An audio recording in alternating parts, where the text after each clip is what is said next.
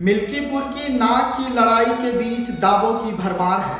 अब चुनाव प्रचार के लिए कुछ ही घंटे बाकी रह गए हैं। इसी कड़ी में बीजेपी और समाजवादी पार्टी ने पूरी ताकत झोंक दी है। बीजेपी सरकार की तरफ से कई मंत्रियों ने यहां डेरा डाला हुआ है, जबकि समाजवादी पार्टी की तरफ से सांसद अवधेश प्रसाद सपा के सीनियर नेताओं के साथ राजनीतिक विषाद पर गोटियां बिछाकर अंतिम रणनीति में जुट गए हैं। अयोध्या रेप और हत्याकांड विवाद को लेकर सीएम योगी ने जमकर हमला बोला। एक के बाद एक मुद्दे पर यह साबित करने की कोशिश की विरोधी कैसे संस्कृति से लेकर समाज के खिलाफ अभियान चलाने के लिए मुहिम में जुटे हुए हैं।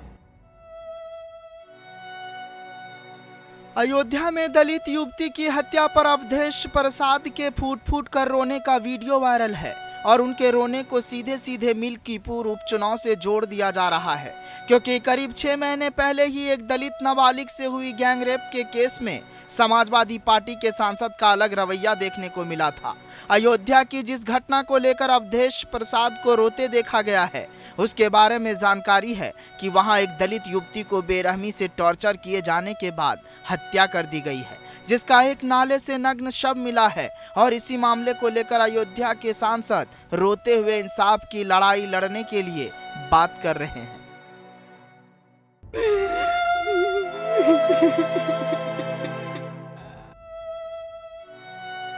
अयोध्या में दलित युवती के हत्या के मामले में पुलिस ने 3 युवकों को गिरफ्तार किया है। एसएसपी राजकरण नैयर ने सोमवार को एक प्रेस वार्ता कर दलित युवती के हत्याकांड का खुलासा किया। एसएसपी ने बताया कि गिरफ्तार किए गए तीनों युवकों को, जिसमें से एक युवती के गांव का ही रहने वाला दिग्विजय सिंह उर्फ बाबा है, अपना जुर्म कबूल कर लिया है। तीनों ने नशे की हालत में इस वारदात को अंजाम दिया। दिग्विजय के अलावा हरिराम कोरी, विजय साहू भी गिरफ्तार किए गए हैं। युवती का शव पोस्टमार्टम के लिए भेजा गया, जिसके बाद ही इस बात की पुष्टि हो पाएगी कि युवती के साथ गैंगरेप हुआ है या नहीं।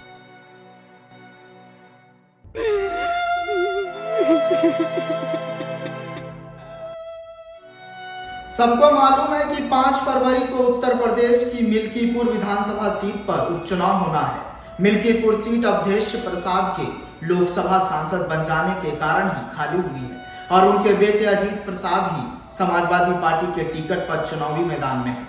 बीजेपी के चंद्रभान पासवान से अवधेश प्रसाद के बेटे का मुकाबला है, लेकिन अयोध्या में ही दलित नाबालिग के साथ हुई गैंगरेप के मामले में अवधेश प्रसाद का अलग ही रूप देखा गया था। ऐसे में ये सवाल तो बनता ही है कि क्या ये आंसू वास्तव में उनके दिल की जुबान ही है, और नहीं तो उनका फूट फूट कर रोना मिल्कीपुर उपचुनाव से क्यों नहीं जोड़कर देखा जाना चाहिए।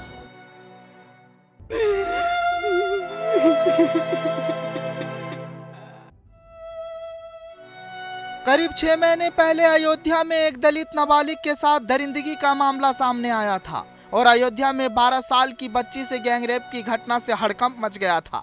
अगस्त 2024 में समाजवादी पार्टी के स्थानीय नेता मोईद खान को एक नाबालिग के साथ रेप के मामले में गिरफ्तार किया गया था और मिल्कीपुर उपचुनाव कैंपेन के तहत योगी आदित्यनाथ उसी घटना के जरिए पूरी समाजवादी पार्टी और नेतृत्व को कटघरे में खड़ा करने की कोशिश कर रहे हैं। अवधेश प्रसाद को दुर्भाग्य से बने सांसद बताने के साथ ही योगी आदित्यनाथ कहते हैं एक दलित बेटी के साथ रेप करने वाला मोईद खान इनका हीरो होता है। आरोपों के बीच तेज हुआ मिल्कीपुर का घमासान। योगी ने ठोकी ताल, बीजेपी एसपी का बड़ा इम्तिहान। दलितों के ही मामले में दोहरा रवैया क्यों? अवधेश की आंसू क्या वाकई उनकी मूल भावना है? घर से कथा सुनने निकली थी युवती। मोईद खान के साथ फोटो सामने आने के कारण अवधेश प्रसाद भी घिर गए थे। मामले में मुख्य आरोपी मोईद खान की बेकरी पर स्थानीय प्रशासन की तरफ से बुलडोजर एक्शन भी हुआ था। मोईद खान पर तालाब और कब्रिस्तान सहित कई सरकारी जमीनों पर अवैध कब्जे का भी आरोप लगा था। नाबालिग से रेप करने के मुख्य आरोपी मोईद खान के बचाव में अवधेश प्रसाद तब डीएनए टेस्ट की मांग भी कर रहे थे और उनसे पहले समाजवादी पार्टी के नेता अखिलेश यादव ने भी वैसे ही मांग की थी। ये ठीक है कि अदालत में किसी का गुनाह साबित होने से पहले उसे अपराधी नहीं माना जाना चाहिए। दरिंदगी तो नाबालिग बच्ची के साथ भी हुई थी, लेकिन तब अवधेश प्रसाद की आंखों से आंसू क्यों नहीं निकले?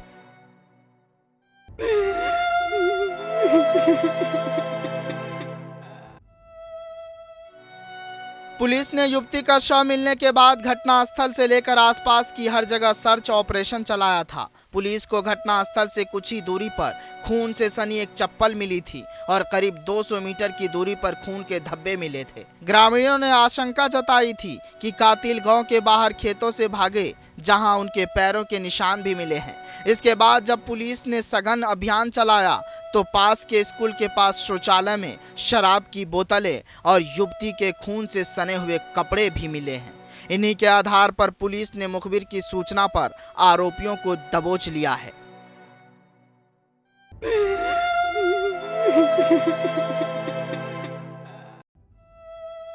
युवती की आंखों और चेहरे पर चोट के निशान है, जैसे कि उसे बुरी तरह नोचा खसोटा गया हो। युवती के सिर पर घाव के निशान मिले हैं। मुश्किल ही शरीर का ऐसा कोई हिस्सा है जहां जख्म न मिले। कपड़े से ढककर युवती का शव उठाने वालों ने बताया कि युवती का एक पैर लटका हुआ था, मानो वो टूट गया हो। शव की हालत इतनी भयावह थी कि गांव की युवती की बड़ी बहन और गांव की 2 महिलाएं शव को देखकर बेहोश हो गई। परिजनों इस बर्बरता को अंजाम देने वालों के लिए फांसी की सजा की मांग कर रही है। इस रेप और हत्याकांड में सवाल कई है, जवाब एक भी नहीं। फिलहाल इस कहानी में आज के लिए बस इतना ही। जनतंत्र टीवी पर खबरों का सिलसिला जारी रहेगा। ब्यूरो रिपोर्ट, जनतंत्र टीवी।